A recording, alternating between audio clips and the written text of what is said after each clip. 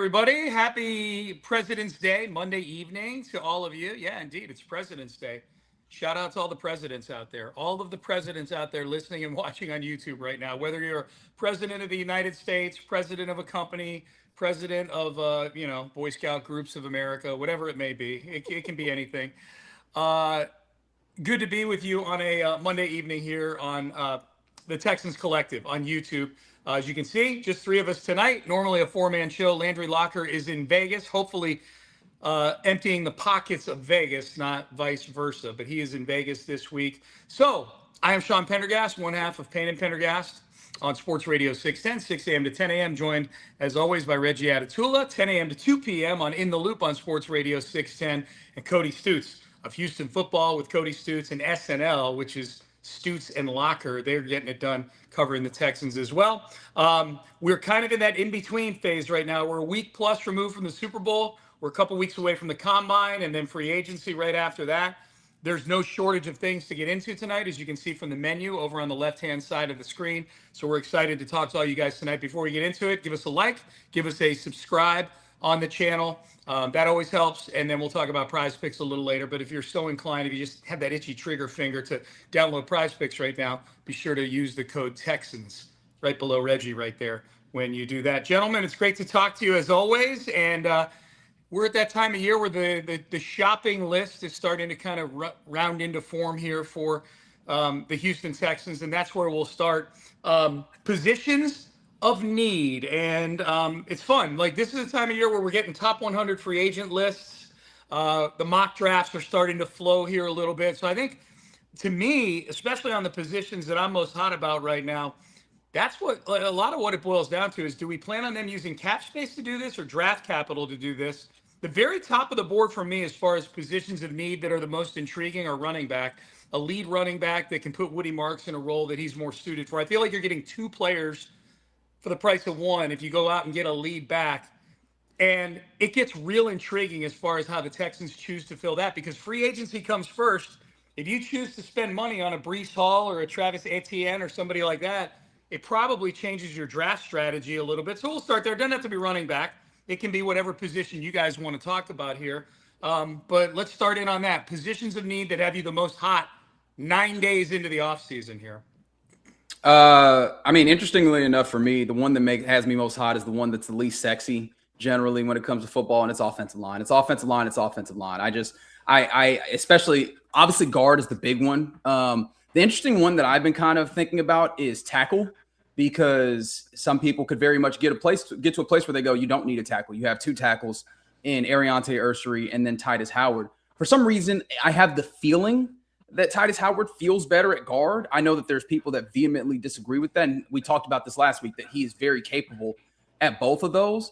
I like the idea of having another young tackle that you pair with Ariante Ursary that you have for a handful of years going forward. Now, of course, in the immediate term, that gets a little scary on the idea of how certain are you that you land this tackle, or does this become a Will Campbell circumstance, depending on how you feel about Will Campbell's future, right? Does this become a thing where you go, even in the short term, this doesn't work out as well as you want it to? But it's hard for me to look at. I understand running back. The thing is, running backs benefit from the offensive line. Quarterback benefits from the offensive line. The stability of the entirety of your offense benefits from the offensive line. And we are not so far removed from this offensive line being downright inept for me to go, oh yeah, a market improvement, but not an improvement that puts you into the top half of the league is enough to, put on the back burner. That is objective number one in my mind, is getting your offensive line stable enough, especially if you want to be a team that is powerful and runs the ball consistently. I know we'll have plenty of time to talk about Sean and running backs, but I'm going to expound on what Reggie had to say with offensive line, because that's where I'm going to. And specifically, I would lean and look towards an interior presence when you start thinking about the availability of free agents, the availability of free agent right tackles, because you're not signing a left tackle. Ariante Ursary is your left tackle. So the availability of free agent right tackles, and then the availability of rookies, potentially rookies, that would then immediately play right tackle for you because you have a left tackle. I tend to think it lines up a little bit better if you don't bring back Trent Brown to be your right tackle. It leans a little bit better to go young at right tackle. They've got to get some long-term interior offensive line stability going. I don't know if Titus Howard's going to be long-term interior offensive line stability. I don't know if they're going to kick the can down the road and just give it one more year. I don't know if he's going to get a contract extension where they're a guy that, they lock him into one of these guard spots in the next couple of years. But there's far more options from a couple of years, 1 year to a multi-year solution from free agency with the interior offensive line. And there's numerous other guard options if you want to get there from a draft pick standpoint as well. So I think the offensive line, but just putting together something long-term at a couple of different offensive line spots and leaning for me a little bit more towards a veteran standpoint, because yes, Titus Howard's going to have one of those spots. He's a veteran. Jake Andrews has played 1 year of football. He's been in the league 3 years, but he's played 1 year of football, and Ariante Ursary has played 1 year of football. So I don't want to put a bunch of inexperience on this offensive line. Obviously, if there's a tremendous amount of talent associated with it, I'd go that way, but I'd like an old, battle-tested, has been good the past couple of years, still has something left on the tires, not a Laken Tomlinson guard on this team right there, possibly between Ariante Ursary and Jake Andrews, so you have some veteran leadership over on that side. Maybe you plop Howard over on the right side. I love the old not you. Not you. Not you. Well, I was going to say, like, to me, as we're laying this out here on the interior of the offensive line, there's two big questions. One, how do they feel about Ed Ingram? What are they willing to go to bring back Ed Ingram? Because he was objectively good for them this year. He played a nice right guard for them. And as you guys lay this out, I mean, there's only one spot that is solidified with a name and a face, and it's left tackle with Ariante Ursary. We know Titus Howard is going to be part of this mix somewhere, and that's the other question. Where do the Texans view Titus Howard? Do they view him as a right tackle? Do they view him as a left guard? Do they view him as whatever the best solution is at one of those positions, he's the other thing? Like, we don't know that right now. So at some point, D'Amico Ryans and Nick Caserio are going to meet with the media. At the very least at the combine, Nick's going to meet with the media. I don't think D'Amico, I think I heard he's not going to the combine this year. No, he's not. Yeah, so Nick will meet with the media at the combine, and that has to be one of the questions asked of him is, where do you guys view Titus Howard right now? Is he a left guard? Is he a right tackle? Is he going to be part of this mix? I would assume that he is. He's under contract still with them, and I think they like him. So those are the two biggest things for me, like the questions that I don't know what the answer is right now. And I know we've talked about Ed Ingram on this podcast before, on this stream, and I know that the conclusion I feel like we've arrived at more often than not when Ed Ingram comes up is, well, let's just find the next Ed Ingram. Let's not pay $12 million a year for this Ed Ingram. I don't know where you guys are on that, but to me, that is a huge matzo ball out there with this offensive line right now, because at the very least, I don't know that you overpay for it, but he does represent stability along the offensive line. He represents you bringing back at least one guy that played good football for you last year on that offensive line.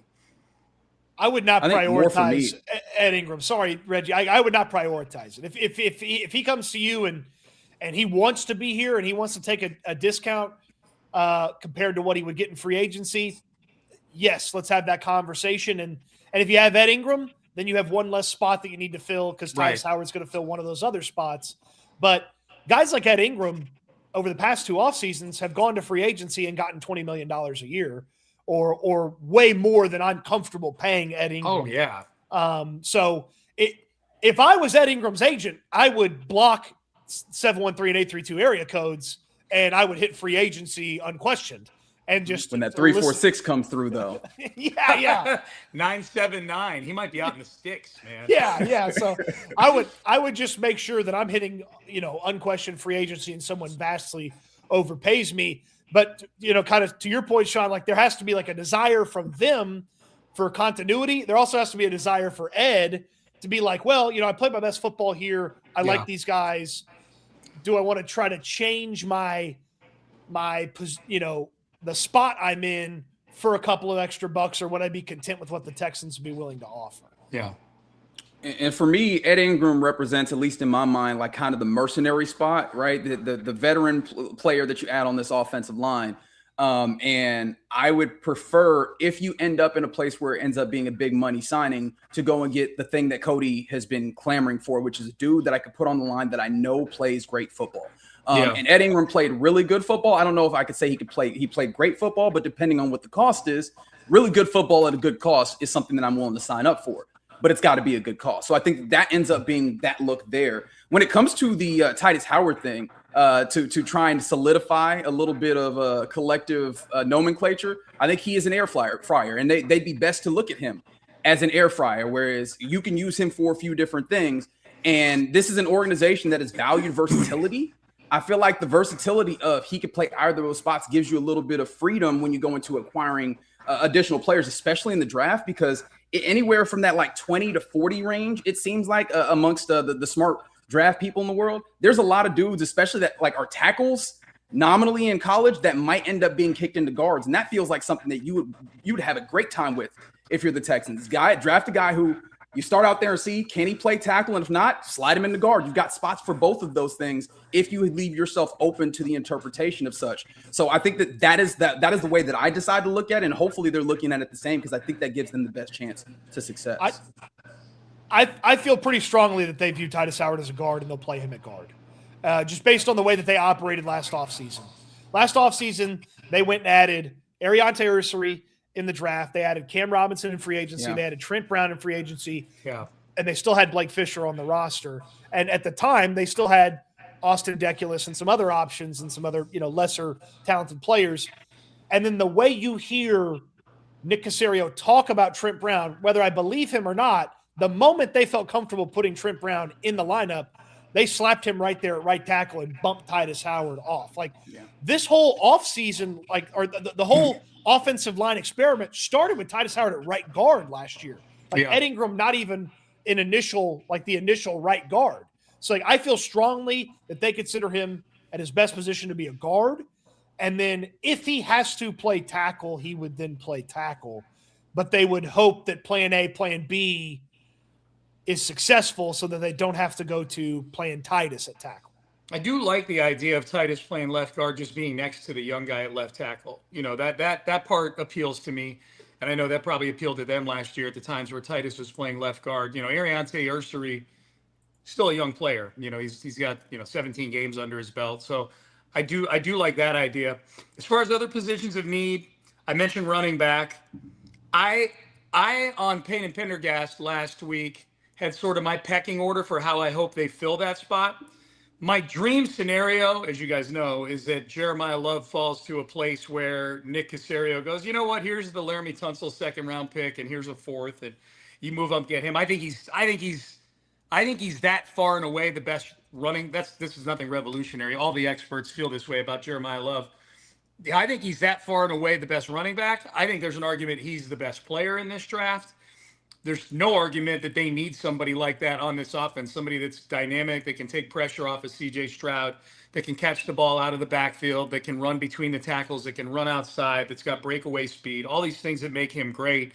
So that's the dream scenario. I think that's got like a 5% chance of happening. Beyond that, I'm starting to talk myself into Breece Hall, if that's the price, if the price tag is right, over some of the other guys, just based on the pass catching ability. The fact that he's been on the Jets for 4 years, I feel like he's going to come to the Texans. And even with as bad as the Texans has been at times running the football, I still think it's going to feel running with this offense compared to what he's been dealing with the Jets. It's going to feel like he knocked the donut off the bat a little bit and he's swinging a lighter stick. I just love the idea. I mentioned this on Payne and Pendergast the other day too, and John Harris was listening. I mentioned him. Johnny Harris loves two running back sets in the backfield of two guys that have the ability to put pressure on a defense. And that's something that appeals to me, is not only Breece Hall being the lead back for this team, but running some stuff where you've got Woody Marks and Breece Hall both in the backfield. At times, I think that puts a different kind of pressure on the defense. They're both really good pass catchers out of the backfield. I just feel like there's a little bit more you can do with him than, say, with Kenneth Walker, who's pretty much he's great. He's really good. But he's a running back. He's, we saw in the Super Bowl, pass catching's not his forte, pass protection's not his forte. So that's number two for me as far as filling that role. And then like a day two running back, and I'm not just sticking with Notre Dame guys here, but I feel like I see Jadarian Price mocked to the Texans in like 2/3 of the mock drafts that I see right now. That would be a really good consolation prize for a good Irish lad like myself. But I think that's way more realistic than them going and getting Jeremiah Love for sure. And then after that, my fourth choice would be like a Kenneth Walker or somebody like that. I think they've got a lot of options. I think they can create the cap space. This isn't a premier expensive position. They've got the draft capital and the potential to open up cap space to do whatever the hell they want to do at running back. And I think that's really exciting. Yeah, I'm along with you on the entire way that you go there. This is a team that and an administration of this team that very much already went in that place when they went and got Joe Mixon with the expectation that he was still going to be that guy. And the way that they're handling it, it seems like they might still have some of that expectation within there. So I don't think that they want the drop off of, well, let's just go to get the draft to get the next guy who steps into that with all of the question marks that come with a rookie, especially as you're not just getting a running back, you are looking for a running back one, you know? Yes. And so that certainty comes with the dude that's done this, especially with the understanding that getting a running back on a second contract is good money around these parts, right? It's a place where we are now correcting what we had kind of looked at around the NFL with dudes on, don't pay that running back after his first contract. Well, all these people have been benefiting off of this. You can also benefit again by doing that here and getting a guy who very much drops into a team that wants to win now, and it slots in perfectly. You don't have to go through camp and figure out what it is, which is something that they did a lot this past season, going into camp and trying to figure out how things fall out. I wonder if they have the stomach to do that once again, or if they want to settle that, before you get to camp, have more things settled this year than they did last. Sean, your point about Woody Marks being a better football player if he's the number 2 back and you have a lead back is such a good one, because they were a bad rushing football team last year. Right. I know Woody Marks had some nice moments, but Woody Marks, stuff that he was in control of, he wasn't always good. The offensive line did not block well on the ground over the course of the year. They were one of the 8 worst teams in rushes that went for 0 or negative yards. And there's a stat called success percentage. Yeah. And it measures the keep the offense on time. Yeah. Or keep the offense on track. Only the Raiders were worse than the Texans.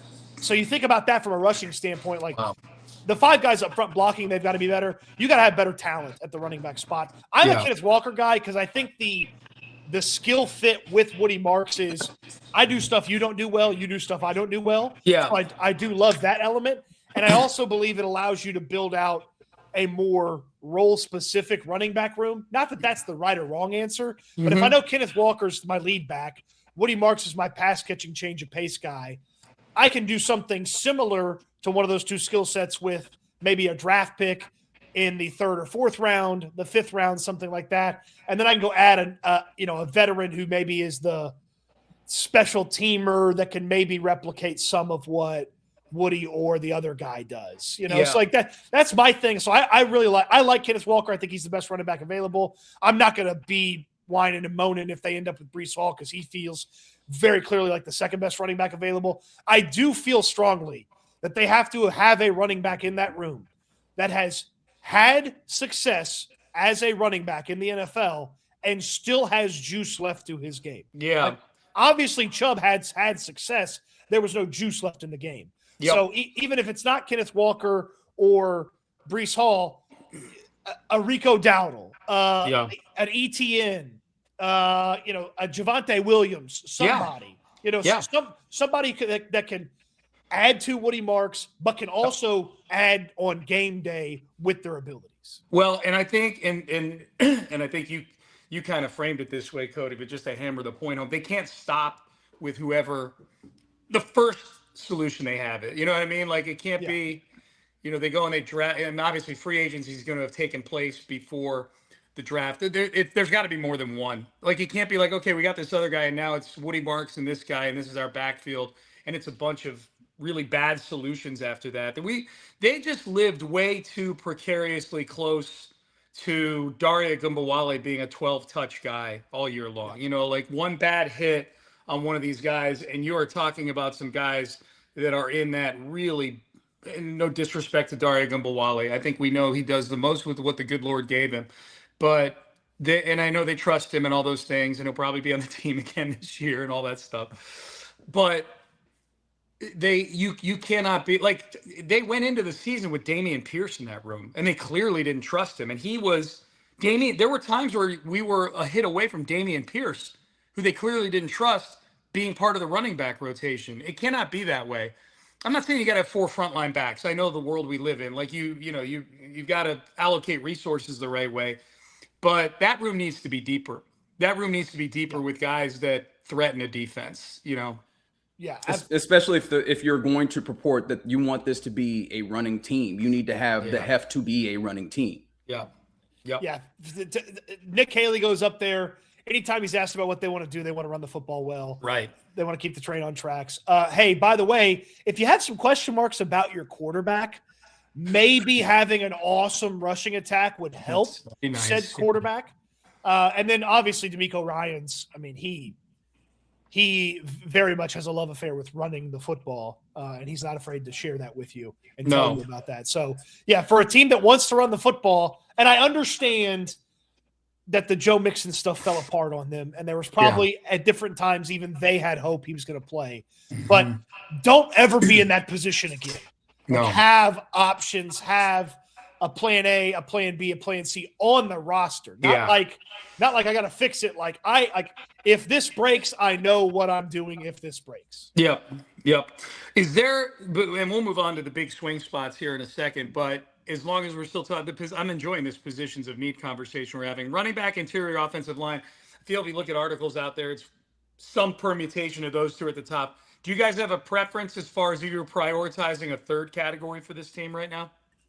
I think it's interior defensive line. I think DeMeco Ryans has waited long enough for that to be, for an injection of youth on the front end of this. On top of the fact that if we're going to talk about the lifeblood of your offense being running the football, the lifeblood of your team is making sure that you generate pressure up front with 4, right? The way that they play this defensive set, if your interior at all slips, now we're changing into a team that has to try and blitz to generate some of the pressure that you're doing. And of course, I don't know that you're really at risk of losing the entirety of the pressure with Will Anderson Jr. and Daniel Hunter on the edges, but the interior of that defensive line makes this go. Remember earlier on in the season, when you got quarterbacks escaping up the middle of the pocket, like that's something that cannot happen. And you need to make sure that you have dudes in the interior that can continue to sustain that. So getting another young dude and continuing to increase the viability of what this defense does, which is the reason why you are the way that you are as a team for 4 or 5 years, as opposed to in the short term, I think is an important thing. That's a good one. The final 4 the past 2 years have all had an incredible presence on the interior of their defensive line. Yeah. Denver does it a little bit different because of how they're set up, but obviously Byron Murphy for Seattle, it's really good. Milton Williams for the Patriots is really good. You think about what Philadelphia puts together with their defensive tackles. Like you have to have the Rams. You have to have dudes there. And not only do the Texans not have a lot of bodies there, like under contract played football last year for the Texans as we talk. Tommy Togiai, Mario Edwards Jr. And Mario Edwards Jr. played 15 games, had 1.5 sacks and 17 tackles. Yeah. So it's not like he's like some big element that you could trust. Like, there's some bodies in the building, but none of them have played football recently. Kurt Hinish didn't even play last year due to an injury. Keontae Hamilton got hurt in training camp. Junior Tafuna was an undrafted free agent, was on the practice squad all year long. Like, not only that, Mario Edwards Jr. and Tommy Togiai are also free agents at the end of this upcoming season. So you have no long-term solution. So not only do you need additional bodies in 2026, it would be prudent to have a solution for maybe 2027 and beyond if you can find that right guy. I would have a hunch that they're going to go find some veterans that they like because DeMeco Ryans can trust those guys. But I would think that it's not out of the question that 28 and 38, which is where one of their first 2 picks are, if the right player is there in the draft, there's a young, long-term investment at the defensive tackle spot. I'm right there with Reggie as far as like a guy that can – because I can tell you they need a depth edge guy. I can tell you they need some depth at linebacker. They need some depth at, some other spots. But like you draft the right guy or sign the right guy or, some team wants to move off of their talented defensive tackle and you trade for him. Like that's a guy that's starting and all of a sudden – that engine of the defense, that defensive line is even better than we think it is. Like that would be a whole hell of a lot of fun. Well, Jonathan Alexander goes deluxe on this approach in his mock draft that he posted on the Chronicle today. He has the Texans drafting Caden McDonald out of Ohio State with the 28th overall pick. Wow. And he did some research on it, also talked to some people on the staff at Ohio State and so forth. And then he's got Lee Hunter out of Texas Tech with the 38th pick. I mean, this would be the polar opposite of their approach to the defensive tackle position since DeMeco Ryans got here. Really, since Nick Caserio got here, I'm trying to think if Nick, even pre-DeMeco, was spending big draft capital on defensive tackles. I don't think that was the case. Thomas Booker does not count. This would be a massive shift in at least in day one and day two draft capital philosophy for the Texans. I would be here for it though. And you look at what DeMeco Ryans gets out of the guys they bring in. You bring in a couple of guys that have talent that's worthy of a 28th and a 38th overall pick, and boy. And you add them to the rotation on the interior with what's already on this team. I mean, they're bringing everybody back on defense for the most part. I don't know that it happens, but if the board unfolds that way, I don't think it's, if Nick looked up and those are the guys that he's supposed to be taking, because we know they always go best player available. At least that's what he says. At a position of need. Yeah. He doesn't even know what that is, Reggie. The position. Oh yeah, that's right. Yeah. Are we sticking with kayfabe here? Is that what we're doing? Kayfabe. Yep. Kayfabe. Monday Night Raw starts in 30 minutes. Yep. Kayfabe. This is one of my favorite things when you see a mock draft. You like to mock the mock. You kind of go through it. You kind of peel through the layers. I mean, obviously, I'm a big Lee Hunter guy. Texas Tech, watched him play all year long. I think there's some upside. I think the biggest element about defensive tackle, which regardless of the direction that they have, and this may lean people away from heavier or higher investment at defensive tackle, is they seem to have, and I know the talent has been there and it's been really good for him, but they seem to have a really excellent defensive line coach in Rod Wright. Yes. And you add in DeMeco Ryans and all the other coaching that they have on defense, they have an unquestioned, like, if you do that and that's your plan at the defensive line, I'll believe you. So if you want to spend the first 2 picks of the draft on defensive tackles, I'll believe that's what you needed to do. If you want to go sign 4 veterans to go along with Togiai and Mario Edwards, I'll believe that that's what you're supposed to do. If you want to draft a guy in the 5th round and you think you can coach him up into a starter right away, I'll believe you. Like, they've got carte blanche at defensive line with the success that they've had. So I'm pretty intrigued to see, because, like, I don't think Rod Wright's long for this organization unless he's getting promoted and he's getting promotions. He seems like a guy that could eventually be a much highly touted coach, defensive coordinator, things like that. But while you've got him, use it the advantage as much as you can. And they're sort of bulletproof as far as some of the decision making on the defensive line, especially when they grabbed 2 guys off the street and figured out how to make them play the way that they wanted to make them play at the end of this year. So I kind of like whatever they're going to do at the defensive line positions already before they've done anything. And still, the way that we do this show, we will ask questions about it. And now is not the time, because I'm sure we have a number of shows that we'll do leading up to draft where we're talking about, like, the actual prospects and how you think they fit. I do want to have the conversation about Lee Hunter as well, because that's run stopper dude. That is not quite get up field and penetrate in the way that a lot of their defensive tackles have. I do wonder if that'd be something that they want, or if they're zigging in order to stop the run, because that is the thing that they need to do better. See, there you go. You've listened to the propaganda against Lee Hunter. You've listened to the propaganda against Lee Hunter. Yeah, okay. I'm not going to sit here and act like the guy's freaking Aaron Donald. He's not. There's a lot more pass rush upside to Lee Hunter than people would believe, and he showed it a lot more towards the back end of the season with Texas Tech. And I know that, some of the back end of their season didn't look so great. That's primarily on offense. The defense was excellent. There's a lot, like, especially watching with the Senior Bowl, and I know that's other college guys, but, like, there you listen to people talk about him and you hear him talk, like, the technique's there, the idea's there, the understanding's there. He just got to continue to show it. There's some juice to the big fella pass rushing. So, and then obviously what he does best is stuff the run and stop the run, which they do need. I'll get in the lab. That's on me. I got you. Is he a DKG, a DeMeco kind of guy? It was a huge deal that he was at the Senior Bowl because he's from Mobile, Alabama. That's where the Senior Bowl is. And listening to him, I mean, he was a huge deal after practice every day because he just ragdolled offensive linemen for 3 straight days.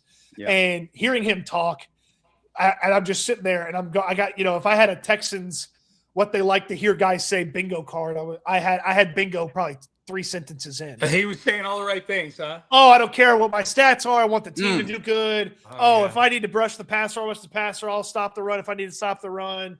Like, it's great to be with my teammates. I couldn't pass up another opportunity to play a little bit more football, get out of here and show what I can do, show I'm one of the best guys, and do my job. And I was just like, oh God, this is everything that they want in a guy, Yeah. Is he worth the 38th overall pick in the draft? Is that a good spot for him? Is he worth the 28th? If they went in the first round, if he was there, I would not feel bad about picking him at 28. I would not feel bad about picking him. I do believe there are better defensive tackles that if they're there at 28 that are more worthy of that selection. McDonald from Ohio State is one of them. I actually feel like Caleb Banks is more kind of what everybody's going to be comfortable with because a year ago this time, Caleb Banks was supposed to have a good season at Florida and be a top 10 pick, and then he got hurt and he never played. So Banks has probably the higher ceiling than most of these guys. But yeah, you're not going to hurt my feelings at 28. He's fantastic at 38, and if he slips past that, he'd be one of the biggest steals of the draft to me. All right, there you go. All right, we still got 3 categories we got to get over to on the left-hand side of the screen on the back end of the show here. So we'll take care of that business in a second. But Cody, let's take care of that Prize Picks business right now. Yeah, Prize Picks is daily fantasy. You're taking a couple of predictions, putting them together, and finding yourself with a chance to win if you get them all correct or get some of them correct. And you're not going to win if you don't get any of them correct like we did. Oh, boy. Con Knipple in 2 different events screwed Sean and I. And then Reggie went with Olympic hockey. And while his hockey player was very essential to success, he did not score, which is what stupid Germany. Stupid German hockey. Yeah. So Prize Picks is a lot of fun. And as we mentioned, you've got a bunch of different sports. As you see there, you've got basketball and hockey, but you've got regular season NBA basketball to choose from. You've got college basketball, MMA, the Olympics, if that's something that you can or want to do. Tennis, there's so many different things. And it's really just more or less. Points, rebounds, assists, goals, points.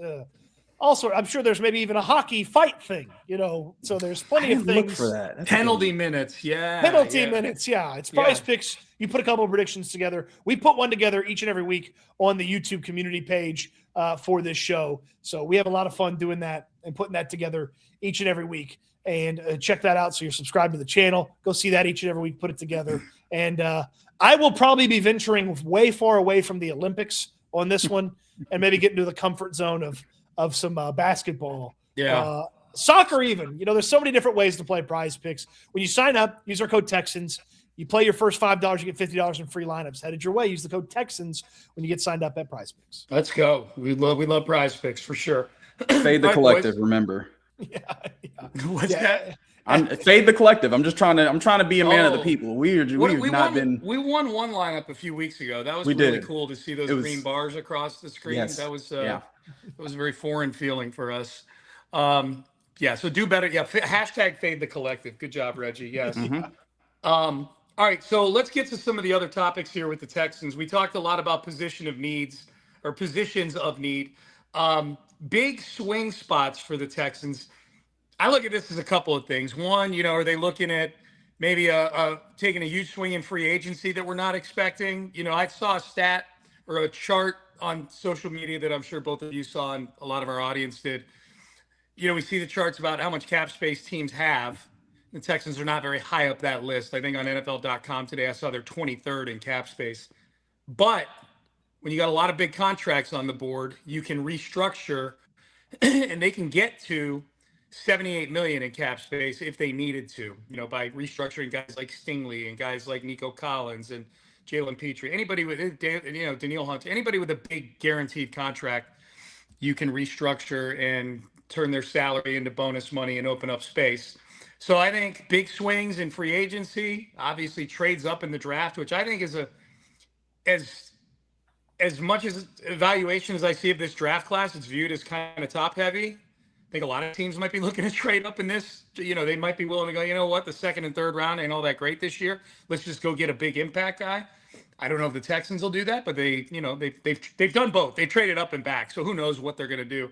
And then you got these rumors of things like McShay was talking about today of teams might be calling the Texans to offer a couple of firsts and a couple of seconds for C.J. Stroud. I don't know what that is. I don't know what to make of that. But when you guys think of big swing spots in this offseason here, what comes to mind for you guys?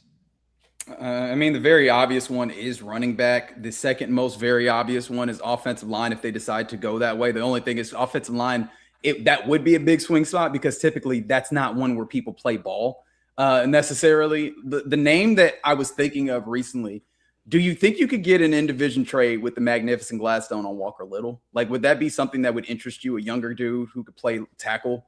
Now, he is a left tackle. That is a question that you would have to ask yourself if you could get all those. But that's one of those names that is interesting. And if you'll allow me to be just like weird, because I like to do this from time to time, with the Miami Dolphins, with the way that they are doing things right now, obviously releasing a couple of players and clearly trying to pull this thing down to the studs to rebuild, how far are they willing to go? And would you be interested? I know it's a crowded wide receiver room in trying to acquire like a Jalen Waddle, who is he still has like 3 years of eligibility, or not eligibility, this ain't college, but 3 years under contract while being a relatively young guy and a talented separator, which is one of those things that you look at this wide receiving core and I go, how many dudes are you guaranteeing that are creating separation?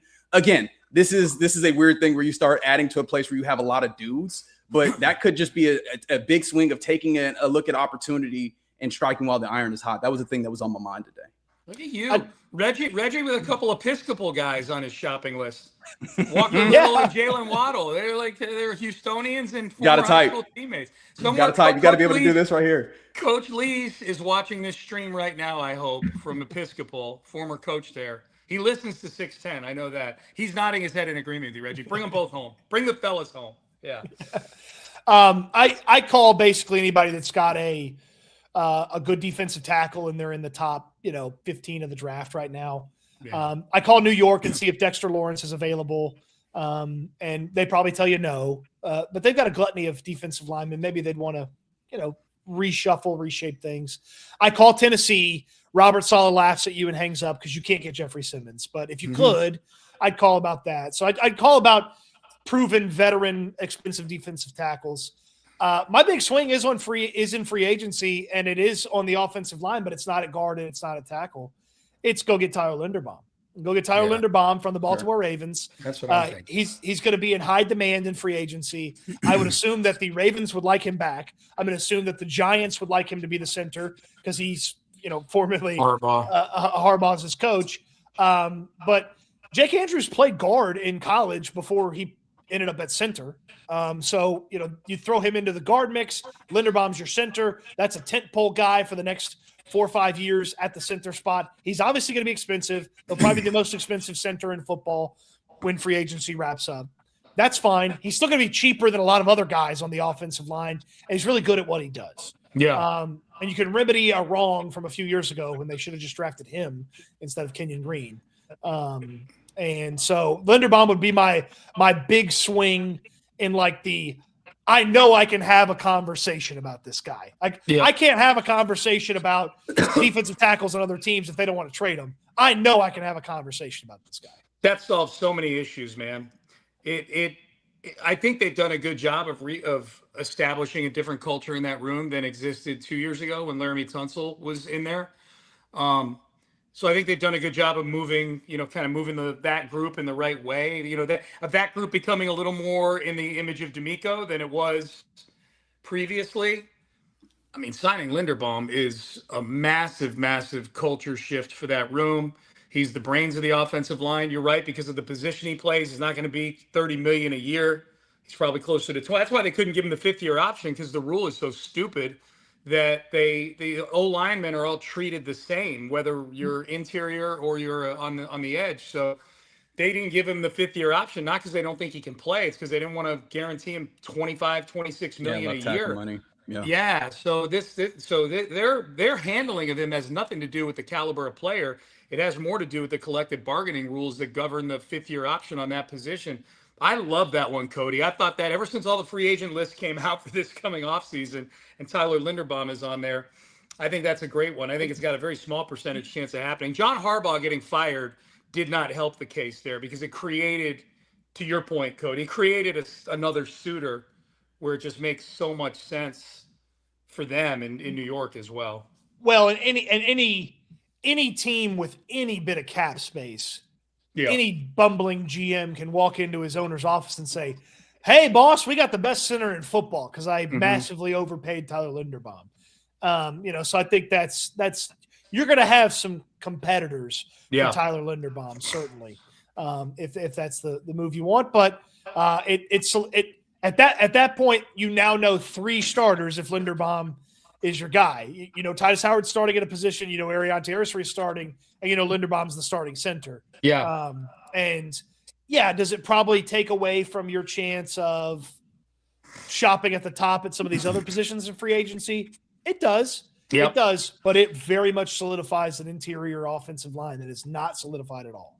And not only that, right? It solidifies those 3 spots. It raises the level of the other 2 as well, right? Yes. The center and the organization. We saw how much Jake Andrews bringing his brain to this helped solidify that. How much more a Tyler Linderbaum, who can also hold his own, right, when it comes to the physicality of this, but also has that level of it. Plus, what does that do for your quarterback, who clearly had some issues when it comes to like setting protections, whatever? Having a dude that you can fully just go, you do a majority of this. I imagine they're not going to take that entirely away from CJ to try and continue development, but in the circumstances that you need to, right? Having a guy that I feel entirely comfortable running the entirety of this show would be something that really appeals to me. And the question that I wanted to throw back up to you guys is, you mentioned it.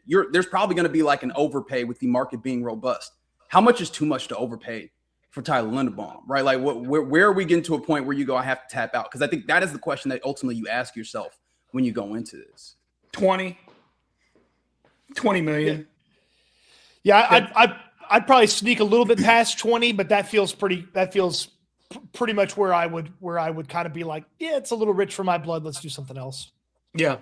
Yeah, that's about my range right there. Yeah. And obviously the guaranteed money's, that's the important part. Yeah. The devil's in the details of it. But yeah, I'm on the surface, 4 years, 80 million. I'd sign that contract to him.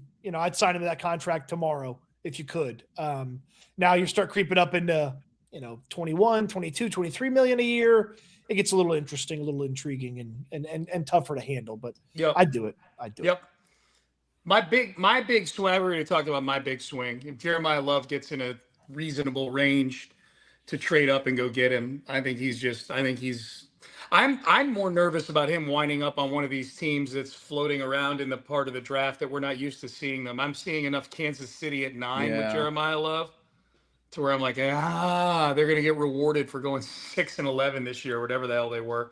So that's the part, but that would be mine. This big swing spot. I feel like we're almost doing one and the same with the one big dream player. Mine would be Jeremiah Love again. Yeah. I actually have a different one. Okay, good. And I've got some reasoning behind it too. The team that has the least draft capital in this draft, from if every pick has a point total and you grade it all out, the team with the least draft capital in this draft is the Atlanta Falcons. Mm-hmm. Thanks, James Pierce. Yes, and James Pierce is probably never playing football again, the guy that they spent this year's first to go and get. Yeah. They need draft capital. The Texans obviously have extra draft capital. Mm-hmm. The Falcons have the best guard, one of the best guards in football, in Chris Lindstrom. You really want to solidify the offensive line?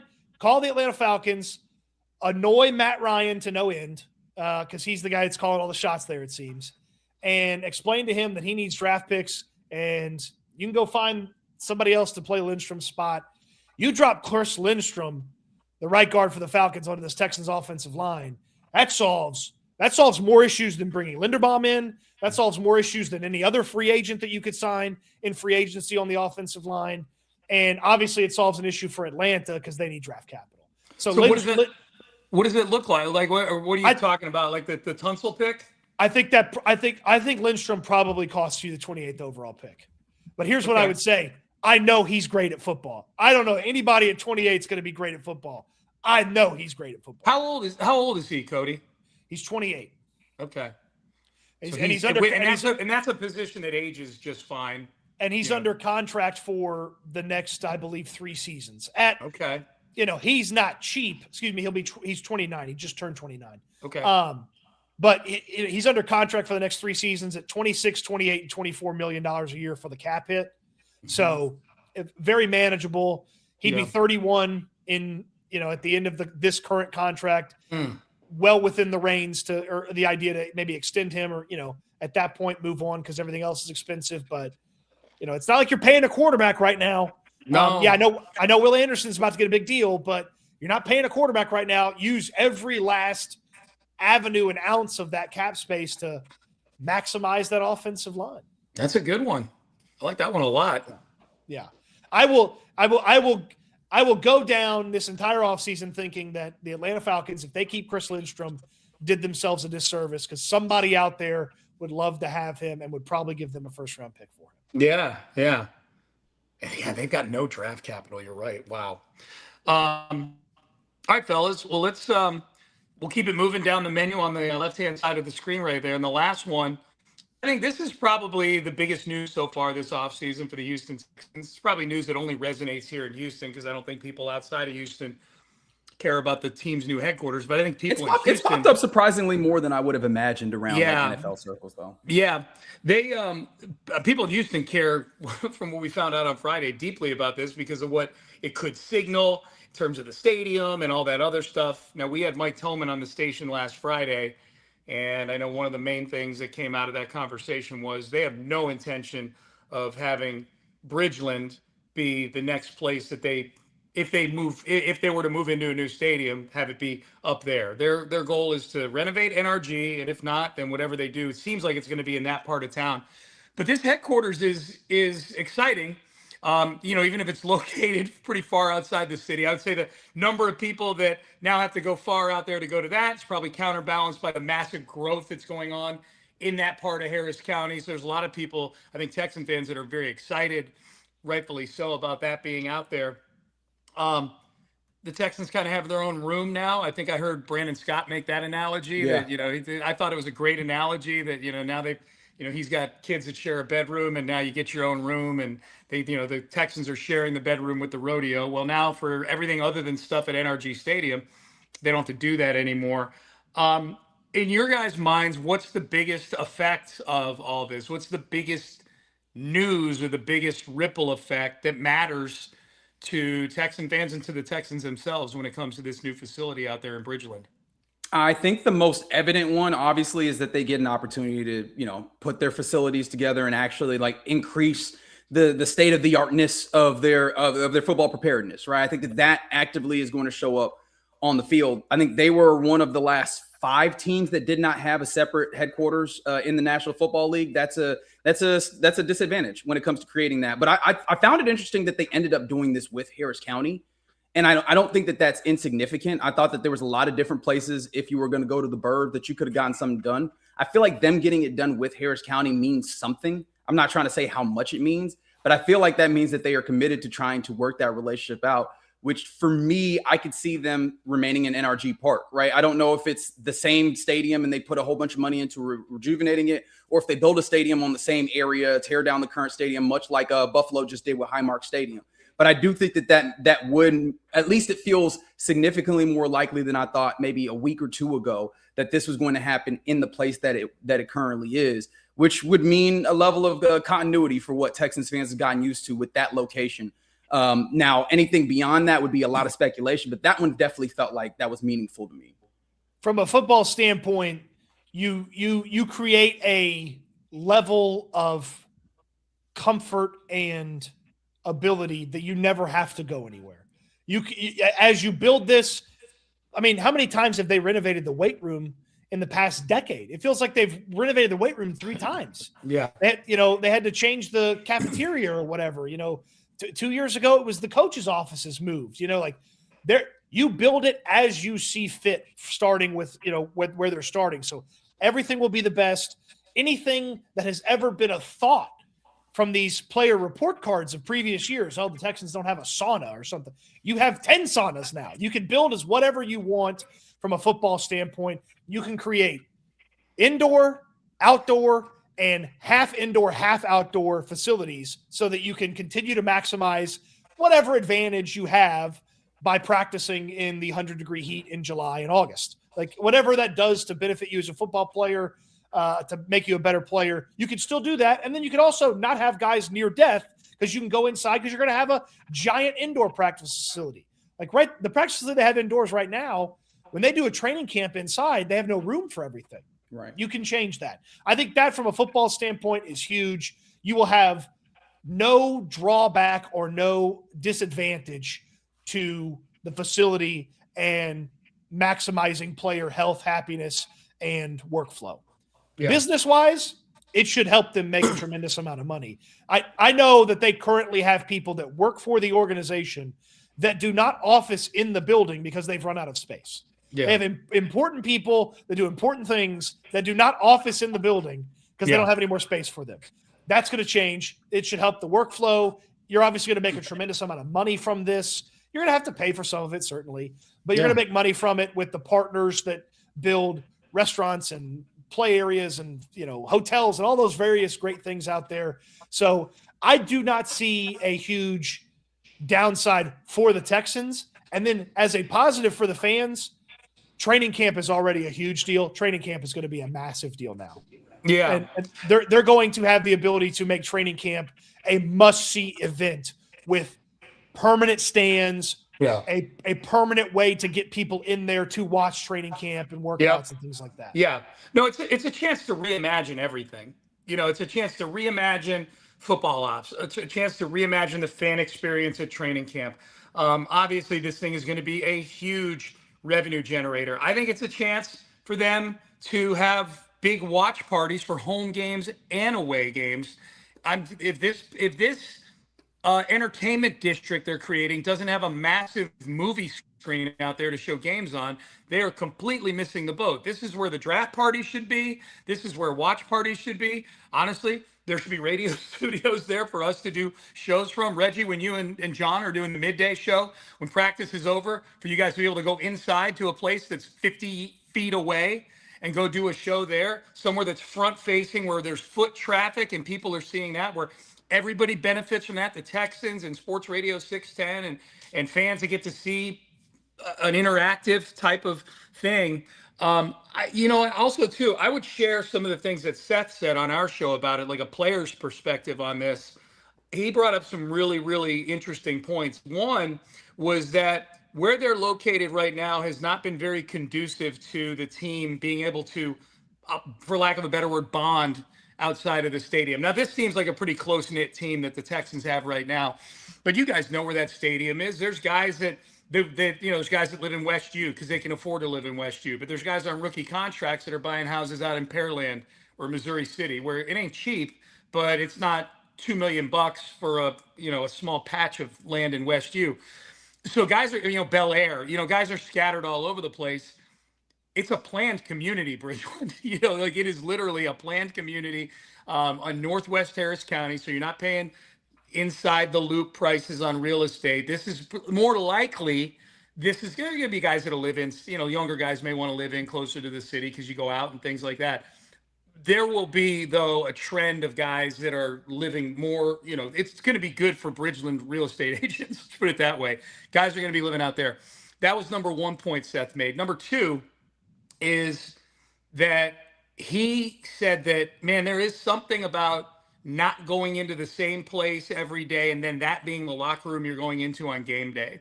There is something about the juice that you get from having practiced and you got your locker up there at Toro District and things like that. And then on game day, you're going down to a different place with a different locker. This is just Seth's own opinion of it, but I would imagine there's other guys that feel this way, that there's a little extra pep in your step of going somewhere else to play the game that day, just the newness of going somewhere else, as opposed to where we've been going through the drudgery of practice all week, that gives you a little bit of extra pep in your step.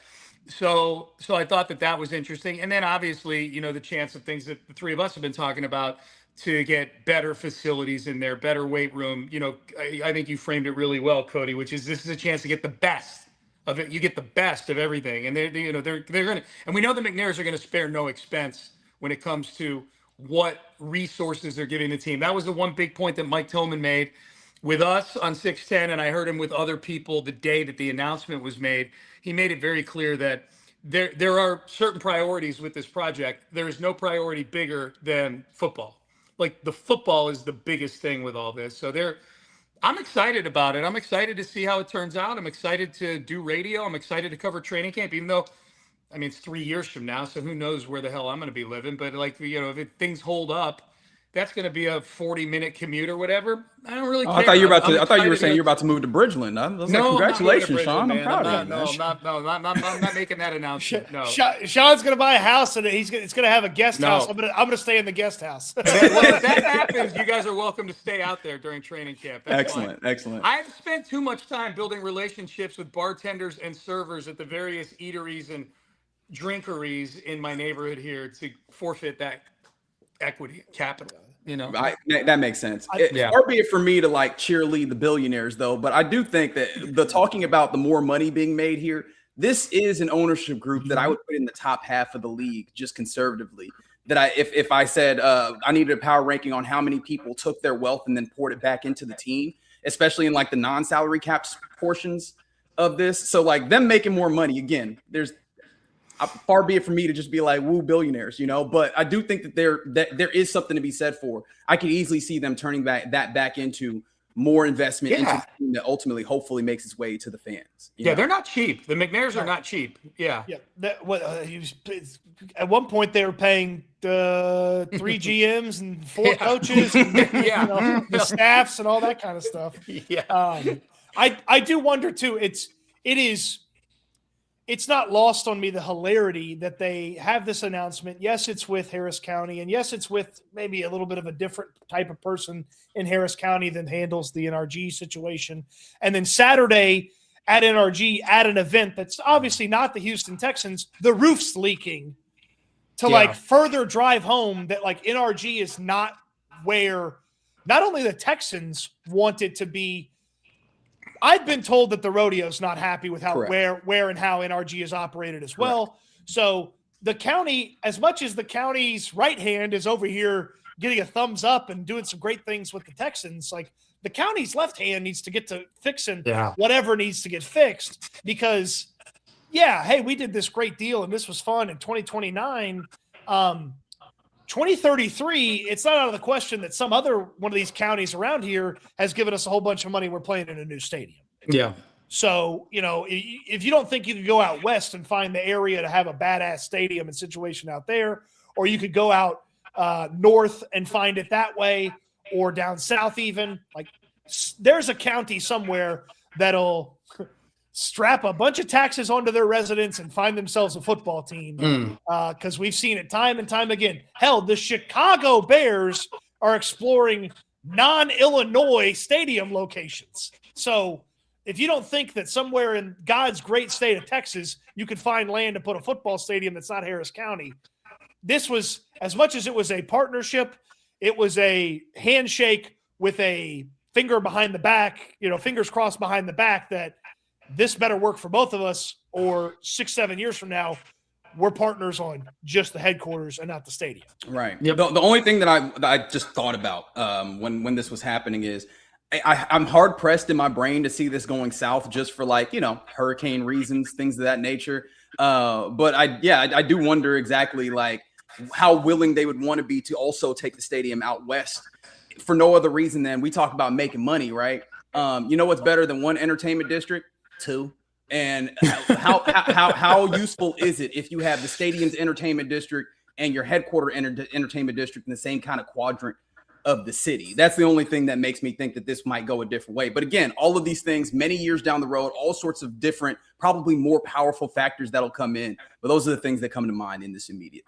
Well, the biggest thing to me when it comes to the stadium stuff, especially if new stadiums start to enter the conversation, and again, the Texans' stated goal right now is at least to do the best with what they're working with right now. That can change, obviously. To me, the biggest variable is, does this team go win a Super Bowl? If they win a Super Bowl, then they'll have carte blanche to do whatever they want. This city loves a winner, especially in the sport of football. So if they win at the highest level, that changes the calculus on the stadium situation down the road, in my opinion. I think it opens the avenue to a lot more willing taxpayers to chip in their little bit to make happen, whatever the optimal solution is, All right, boys. Well, that was fun. We missed Landry. He'll be back next week. But this was enjoy doing the 3-man weave right here with you guys. Yeah, next week, half of the collective will be coming to you live from Indianapolis as we get ready for the NFL scouting combine. Yes, awesome. That'll be great. Do you have the schedule? When does the combine? When does it start? You'll get coaches 23rd? and general managers starting to talk next Tuesday. Okay. And then you'll start getting players doing interviews and talking about teams on that Wednesday. Okay. And then workouts, like on-field workouts, will start shortly after that. Okay. So you guys are there Monday. It's sort of the calm before the storm kind of thing. Right. Yeah. Monday's you got to get in on Monday because stuff starts so early Tuesday that if you don't get in Monday, register. Yeah. And then it's also like, I do enjoy kind of, I go stand behind, the Tampa Bay Buccaneers people, and they're talking about just kind of listening. Absolutely. I'm gonna go find me some Falcons people and ask them about Chris Lindstrom changing teams. I like that. I love that idea. Yeah. All right, good deal. Yes. Well, we'll look forward to that next Monday. You and Landry in Indianapolis for the combine. So things start to pick up steam here in the off season. Business is picking up, Shawnee. God, business is about to pick up. Yes. Do we need to ask Reggie about the? Oh yeah! Shout out to the off-season host. Mm-hmm. Yep. Off-season host. Okay, gotcha. Oh, the off-season host. Yeah. Mm-hmm. Rumor has it that Reggie told one lady that it was Mama's night Saturday, and he had to take her out Sunday. And he did the old double dip. She don't know. I can neither confirm nor deny. There you go. All right. Good stuff, fellas. As always. Hey, quick reminder to everybody, give us a like, give us a subscribe. Hit that Prize Picks app. If you haven't downloaded it yet, download it. If you're somebody who's sort of watching the Olympics and it's on in the background, this is a great way to get a vested interest in anything Olympics, is to win money on it with Prize Picks. So download Prize Picks, get those $50 in bonus lineups just by playing a $5 lineup that you don't even need to win. You can lose. You still get the $50. Promo code Texans. All right. So we are done. We are out of time. We appreciate everybody in the chat, everybody who tuned in. Be sure to tell a friend about the Texans Collective. We are not stopping here in the offseason. We'll be back next Monday. So for me, Sean Pendergast, 6 a.m. to 10 a.m. on Payne and Pendergast, Reggie Atatula, 10 a.m. to 2 p.m. on In the Loop on Sports Radio 610, and of course, Cody Stutes, Houston football with Cody Stutes. Do you guys have any live? Yep. You and Landry, SNL live? Yeah, this Friday at Spanky's SNL Combine Send-Off Party. Oh, nice. I like that. Okay. Oh, a little bon voyage to Indianapolis. Oh, exactly. Classy. I like that. All right, so meet the fellas out at Spanky's on Friday for that. That'll be a whole lot of fun. So for Landry Locker, who's in Vegas, and of course Cody Stutes, Reggie Atatula, I'm Sean Pendergast. We will see all of you next Monday here on the Texans Collective. For now, Cody, end stream.